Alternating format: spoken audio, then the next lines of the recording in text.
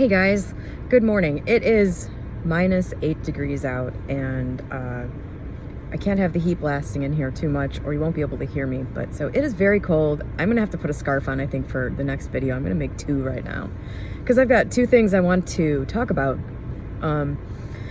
The first one is a little, I think it just kind of has to become in a roundabout kind of way. In A Course in Miracles, this is brought on by a comment somebody left, by the way. In A Course in Miracles, there's a basic concept that is, there are only two things, love and fear, and love is the only one that's real, and fear is an illusion, so fear isn't real. The only thing that is real is love. That's the concept that's in A Course in Miracles. That's sort of a foundational premise of A Course in Miracles. And I love this concept because for me, when it comes to these like esoteric, language fails us type of concepts and philosophical pursuits, I guess, I think for me anyway, being able to categorize things or separate things so that you can understand them better is really helpful. And so the idea of everything is love or fear is really useful because you can apply that to like everything happening in your life. Is this reaction I'm having, would this fall into the category of love or fear? It's easy to kind of separate the two, and then to be able to govern yourself accordingly. So the comment that prompted this for me was somebody left a question about how I deal with the idea of competition. Essentially, this wasn't the exact question, but basically, how do I deal with the idea of competition in my business? So I have, I have a retail business. Obviously, I have competitors, and we're all on the surface apparently competing for like the same piece of the pie. And my answer to that is, and this is thanks to Wallace Wattles and the Science of Getting Rich, as are many of the guiding principles I live by. My Science of Getting Rich audio with commentary is linked below always. I made it a couple years ago, and I think you'll like it. You're either coming from a scarcity mindset or a creativity mindset. When you're in the manifestation mindset, everything is available to you. There are no finite resources. The odds don't matter. There's enough for everyone, and if there isn't enough visible supply, this is Wallace Wattles' phrase, I think, or his language, or close to it. If there isn't enough visible supply, more will be made from formless substance. More will be made from the ether, basically. So that's a particular mindset to be in. And so this is where I think the love and fear thing comes in handy, because sometimes you can confuse your, reactions and emotions and things and not really know what's going on and get confused and lost. And so for me, the feeling of competition would definitely, of course, especially at first, would come up strongly, like a lot. Not necessarily because anybody was coming after me or coming at me or directly trying to compete, in a flagrant kind of way for my customers, but I would just have thoughts like, there's not enough, or, this person is doing better than I am. They've made a bigger business in the same amount of time that I am, or they're beating me in the SEO ranks on Google, or they've, worse, they've stolen my intellectual property. That's definitely happened. And what's interesting is, the theft of intellectual property, this has happened to me a lot actually over the years, not just with my business. Stuff I've written and posted has been stolen and, repurposed. Things actually that I have written, like instructional things for my business, have been stolen and published and all of that. And those things actually don't bother me that much. What really bothered me was just kind of feeling like there wasn't enough for everybody, or something like that would come along for whatever reason, like it does. And honestly, just recalling the concept of scarcity versus competitiveness, of scarcity like mundane level, visible supply versus infinite supply versus, thinking from the creative level where things are made out of the ether, stuff like that. That's enough to pull me out of it right away. That's how I dealt with that. I would just simply recognize that I was in a fear-based state, a scarcity state, and snap myself out of it just by, the reason it's easy for me to snap myself out of something like that is because I believe this to be true. If you don't believe it to be true, it's going to be difficult. Every person's path to faith and belief is their own. I personally, if you're struggling with believing in core concepts about manifesting, I would act as your own lawyer and make a good case for why it's true intellectually. That helps me, coming up with why this is true intellectually helps me. But anyway, that's my answer to the competitive, where do you come from when thinking of competitors? Like, where do you come from when thinking of the concept of competition? And the answer to that is, I remind myself that there is more than enough for everybody. And that, people get really stuck on the specifics, I think. So like if you have a business and there are other people competing and it's very cutthroat or something, you might say to yourself, yeah, but there's not enough for everybody. Okay, maybe there's not enough for everybody in that particular arena. You might be right about that. There is enough for everybody overall. So somebody will be moved out of that arena into something else where they are prosperous if they are in the right mindset and are consistent about it. So, and honestly, it should stop there. Your focus should be on increase. It should be on, it should be in the creative mind realm as much as possible. You should aim to live there all the time and to exit, the reactivity to the world that you've probably had for much of your life based on fear and finite resources. I think that's a fine and noble goal that benefits you and everyone you come into contact with. There's something infectious about being around somebody who has the creative mindset permeating everything that they do. And honestly, I think that's kind of part of why I'm making this channel. I think that's why this channel has value. I think that's why people like to listen to me talk through stuff, because there is a certain amount of this that it's just been around for so long that it's become completely natural. And the outer results of my life, as Neville Goddard says, the naturalness of some of this stuff has had enough time to take root and create. And that's what I'm talking about a lot of the time here. But so the scarcity versus creativity mindset is one of these nice dual things where at any given time, whatever's happening, you can stop. And by the way, like, this is something you really, I think is a required skill, is stopping yourself in the middle of reactions to things, which you can start to, intend to do that, intend to have that be a thing that happens. If you don't already catch yourself and sort of stop and analyze what's going on, you can intend to start doing that, which will just cause it to happen one of these times. And then it'll cause it to happen again sooner. And eventually it will be something that becomes second nature. It's as simple as stopping in these moments of reactivity to things and saying, is my reaction right now fear-based or love-based? And if you're not sure which one it is, an easy way to tell is how you feel. Do you feel crappy? Then it's fear. Do you feel peace, love? Do you feel sort of a lightness? Do you feel kind of neutral, but not in a bad way? You're probably not coming from a bad place then. You're probably coming from some sort of state that falls under the spectrum of love and what's real. And so I don't know if any of that made any sense. But you know what? I was going to make a second video, but I'm just going to keep talking. What else is new?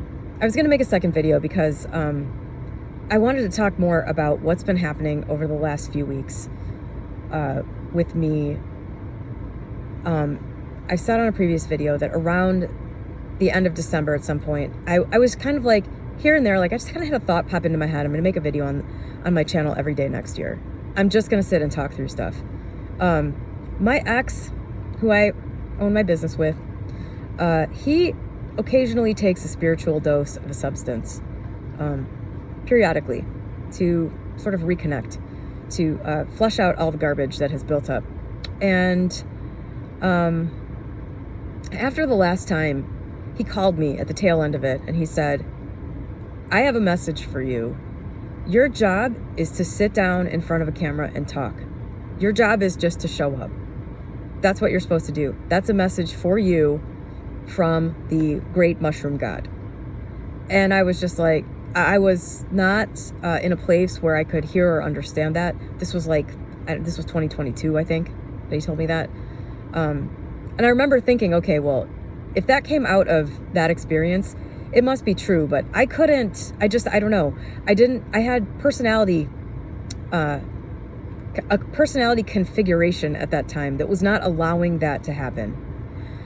And it wasn't until a few weeks, 3 weeks ago maybe, that I just started thinking, I need to just show up and talk. I don't know why. I don't know what's happening. I don't know what the timing is here.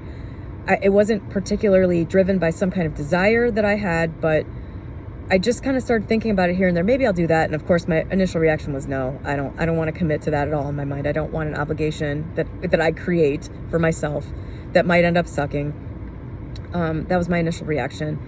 But that's the thing with something that continues to come up. That's how I know it's something that's probably going to happen, and it's something that is, I don't know if I'd call it a true desire, but it's a true directive or imperative.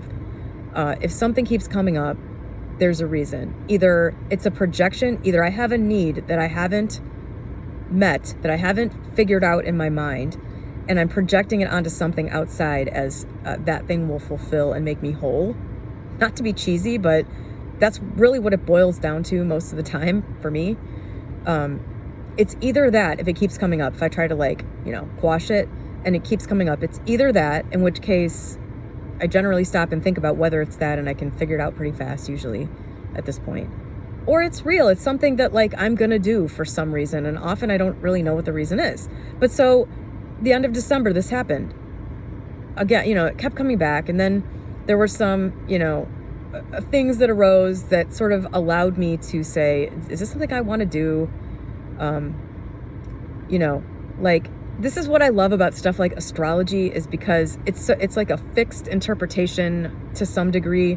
And so if I'm told that there is a prognostication by astrology, which I don't really buy into anything being written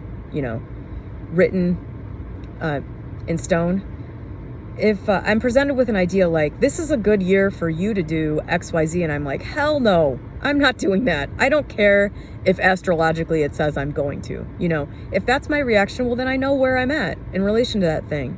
But if it says this is a good year to do blah, blah, and I'm like, oh, cool, because I already want to do that, well, then I know where I am in relation to that thing.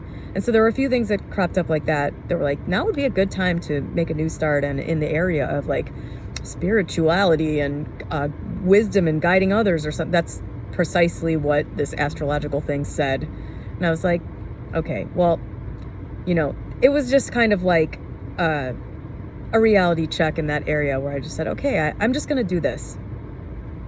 Since then, so it's just been this huge amount of creative energy that's been available for everything, not just this, everything. My business is going crazy. It always does in January, but it's going crazy. And yesterday, I'm doing the Donald Trump weave right now. I'm sorry if this is annoying, but yesterday, after I did the manifestation mailbag with Maggie Murphy Monday marathon, I forget what the other word was, somebody suggested. Those, reading all of those and going all over the place and trying to respond to other people's comments is a little bit taxing. It's a little bit energy intensive. And so after I was done with that, I was like, oh man, I'm kind of tapped. And then I went to my office and I sat down and I thought I should write this specific tutorial for this specific thing I sell. I've been meaning to do this forever. It's not that hard. I should just do it. And I did. In like 3 hours, out of nowhere, with no plan to do it, I just sat down and created this thing that I then, 3 hours later, emailed to 30,000 people and had a tremendous response. The product that I sell in relation to this tutorial, like, sold out. I had a shitload of it. It sold out in one day. And so, you know, like, that's the kind of stuff that I've had access to. And over the last, you know, I've had the idea to do that for a long time. And I've written a whole bunch of tutorials like this. So it's not like this is the first time I've ever done it. I've probably done 40 of these over the last 10 years. But I did not have access to the ability to do that a month ago. It just wasn't there. Like, there wasn't a motivation. There wasn't this creative thing that with like this output ability that I've had access to for like 3 weeks. I don't know what it is. And so, okay. In addition to that, on my subreddit, which I've got the link perpetually in the description below, I did a bunch of write-ups of videos. I posted all of those. I have a lot of old stuff that I wrote, not old, but I mean, I have a lot of stuff that I wrote in like 2020 about all of this manifestation stuff. And specifically, I wrote it during this post-revelatory period. So it's very like, I don't know, it's kind of pure stuff in a way. And it wasn't ever posted on my subreddit. So I've got a post set up to go on my subreddit every day until like the end of February or something. There's just content just like flowing everywhere. And I was talking to my ex at work maybe like 2 weeks ago. And I said, you know, I'm just going to condense everything that I talk about on my channel into a book format. I'm going to write a book. For whatever reason, that has just seemed like such a taxing obstacle. Obstacle to living my life. Like, it's been an idea that I felt like should happen. Like, it should exist. If there's value in this channel, there's value in everything being said here in written form, which I'm certainly capable of doing. But it's just like with the tutorial I wrote at work. There was just like not access to this energy. And this is going to be a long video. And so, sorry, I'm like, where do I want to go with this? So I was talking to my ex about this, and I was thinking, you know, I'm going to give this book away for free. I don't want money from it. I don't need money. And I think to some degree, or to an enormous degree, money can really corrupt your message. There's just something about being being lured back into scarcity mindset. I need to get resources, or resources are available. You know, sometimes when you get excited about getting resources, that's just an excited version of scarcity mindset. So I was talking to him about that. He immediately like snapped into how to sell it, how to finance, you know, all this stuff. Because that's just his thing. He's just a guy that's interested in making money and spends nearly all of his time, you know, doing stuff to make money and thinking about making money. And I was kind of offended, and I was just like, you know, no, that's not where my mind is. Like, okay, fine. Like, obviously you have to charge for a physical book. And whatever, but I was just like, my mind's not there. My mind is in the creative part of this, not the resource part of this or generating wealth part of this. It's just not where my mind is. And he kind of relented eventually, although he did convince me that you can't just give away a Kindle book forever because it devalues it or something. So I get that, but you know, I can have a free PDF available to anybody who wants it. But so, you know, that kind of led me to thinking about how I think and feel. Think is wrong. How I feel, and feeling, not emotions, feeling like sense, that money is created, and how wealth starts to actually just sort of come at you as an unstoppable force.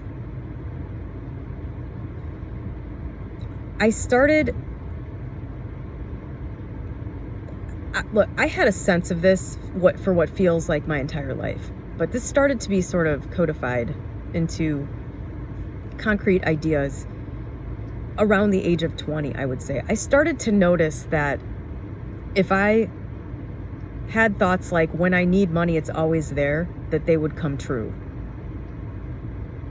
Sometimes in really startling ways. But I think people take an idea like, when I need money, it'll be there, and they intellectualize it or something. They think that those words need to be thought in order for that to happen.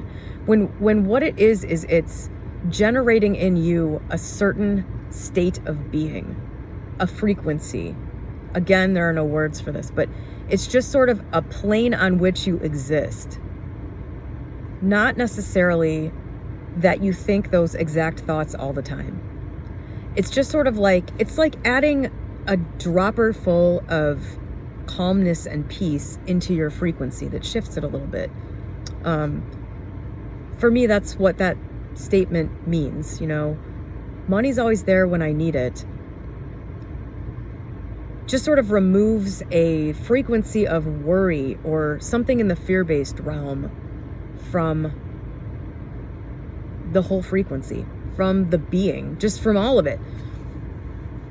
And so that was kind of like something that I was figuring out pretty young, like late teens. And then I read The 7 Spiritual Laws of Success by Deepak Chopra. And I probably, if I really thought hard, I could come up with what all 7 are. But there's one that really stood out to me, and I actually don't remember what it's called. I'm sure I've talked about it here before. But the concept is that you go around giving everywhere you go. Everywhere you go, you give something. Every time you interact with someone, you give something. If you can actually give something physical, great. But if not, or I think just as valuably, and I think Neville Goddard would agree with this, you give them the gift of a positive intention. So every time you're with somebody, every time you interact with somebody, if a little interaction with somebody inside Panera Bread, you just think to yourself with intention, meaning it's not just a thought, it has some feeling, it has some energy behind it. I wish you nothing but the best, and I truly hope you get it. Or, something like that. I wish you fabulous wealth. Whatever you feel like, just give something. Never leave any kind of scenario without giving a gift. And so you're always in this giving mode. And of course, as you get actual physical resources, that puts you in the position to give even more actual things. And I really adopted this hardcore when I read that. He said, like, give a flower, give a wish, give whatever. So you get into this way of being, which, is your frequency, but also is your behavior then. Like the outward expression of that state is this behavior, this sort of natural second nature way of being that is giving in nature. And you just start to kind of become this person. And what happens is, or what I guess in simplistic terms, what happens is this constant giving sort of creates this void which is filled with receiving. And generally it's receiving far more than you're giving. I haven't read the Deepak Chopra thing in a long time. I'm not sure I explained it that well. That's my interpretation and my experience of that. And you can block that up with fear. You can block that up with ideas about your worthiness to receive things.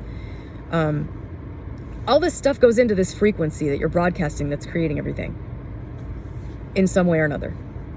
In a physical, mundane way, in a magical way, I don't know. I don't care. I don't think it even matters. It's the thing that's creating everything in some way. And so you can definitely stop up the flow of abundance to you. I mean, we all know people that are very giving that seem to just be kind of neglected in return, or that, are destitute or something, even though they're such, it's like you have to be oriented correctly in order, I think, for this to work the way you would want it to. But this thing with giving, not just to receive, you know,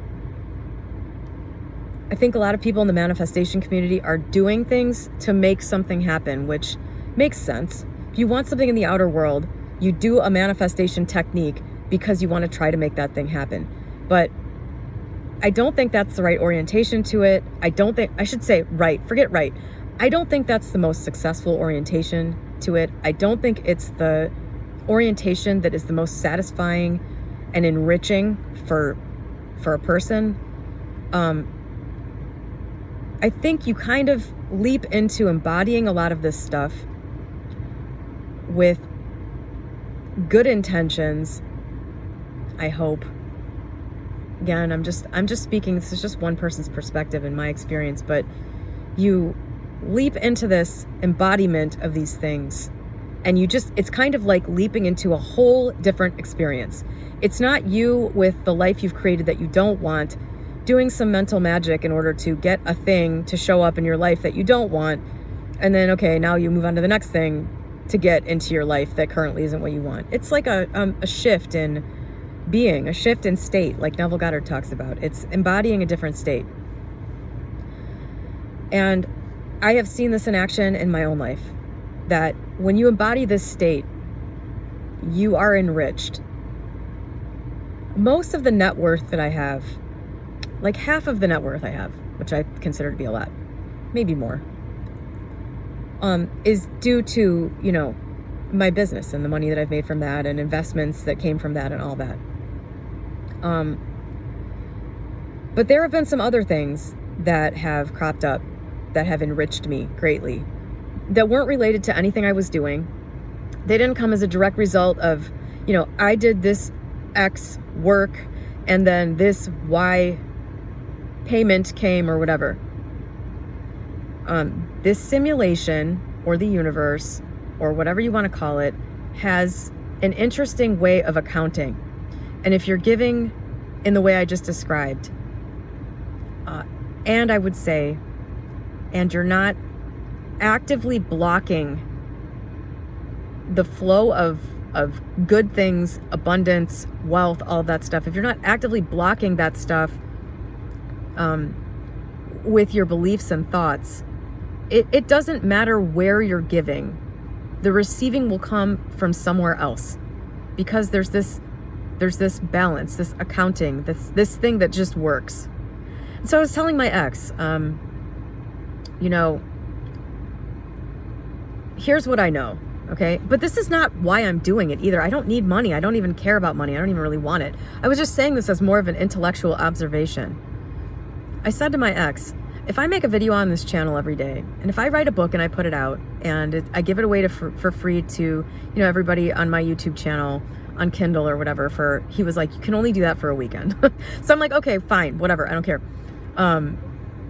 If I give it away, like if I genuinely do this with the spirit and like the embodiment and the feeling in here of what can I say and do that might help someone else, reach someone else, uplift, you know, what role can I play in the evolution of humans?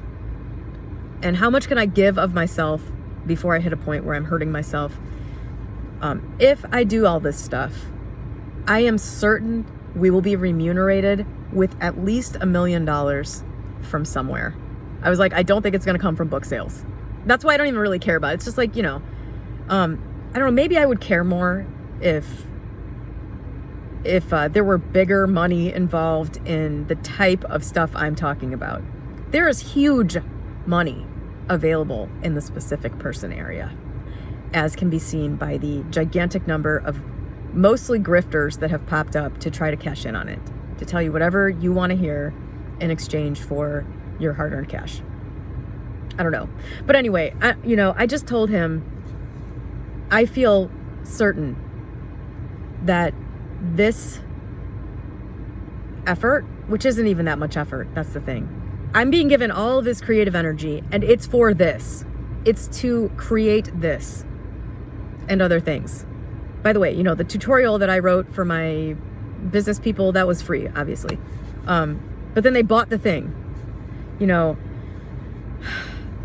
if I can do this stuff, if I can create free stuff that will be valuable to people, the receive has to come. It has to. And for whatever reason, that was what I came up with. I just said, our net worth will be $1 million greater 365 days from now if I continue to do this. I don't know where that came from. I don't know where that number came from. I don't know how I know that, but I do. So I wanted to just talk about that stuff here. Again, like, I don't have a clear-cut lesson plan. I'm not a teacher. I just want people to understand this, because it's something that's available to like anyone. You don't have to, everyone can start to think differently. Everyone can start to feel like in their gut, in their solar plexus. Everyone can start to shift that feeling out of the fear feelings, the scarcity feelings, into the creative abundance feelings. Look, you can do this even when you're really, really destitute. Okay? There's plenty of resources here for everybody, and they just need to start to flow to you. And the world can look like a total shit show one day, and major things happen and things change. And right now, that's not even that big of a stretch to imagine. We're on the brink of this crazy AI revolution. Who even knows what that's going to look like?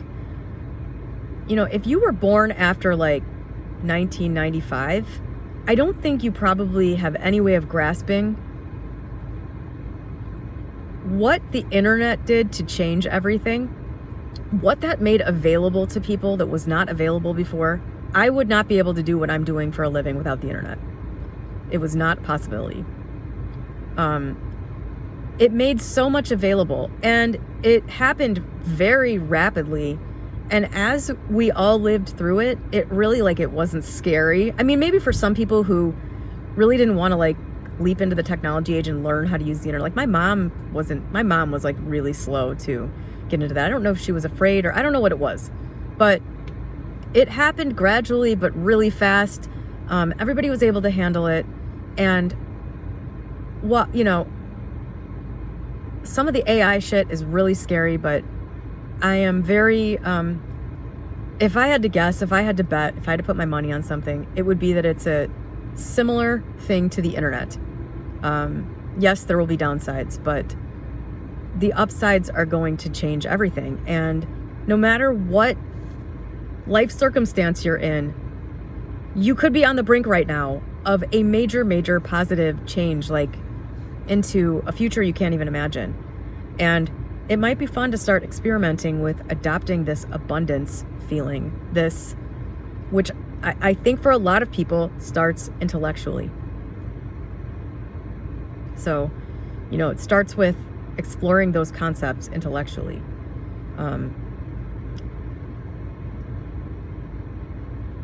So anyway, that's really what I wanted to talk about, and hopefully that made sense and was all tied together the way it was in my brain. But it is really freaking hard to have this thing that starts off for me as a creative ball of energy. It wants to come out as some sort of content. It wants to come out as expressing something, and it's a thing that there's not really adequate words for, and it's also heavily based on my nuanced experience, and then trying to get that into a format that makes any freaking sense, that people don't click off of after 2 seconds. It's really challenging, but the mushroom told Jean that I am supposed to just show up here and talk. So here I am after 3 years. Here I am, mushroom. I'm doing what you said. I trust, I have faith that this is getting to exactly the person it needs to get to for whatever grander purpose there is. I'm being used, and I've been given this freaking huge well of creative energy, and I'm gonna freaking use it. And you know what else? On December 31st this year, well, I don't want to commit to this, but somewhere around the end of the year this year, I'm gonna make a video telling you the insane accomplishments that I've had this year. And that is going to be also, that's going to benefit me, obviously. But the real purpose of all of these accomplishments is going to be to demonstrate what a normal person can do in a short period of time. That's what's going to happen this year. Mark my word. And watch it not happen now. No, it's going to. Anyway, I hope that this helped somebody. Have a great day.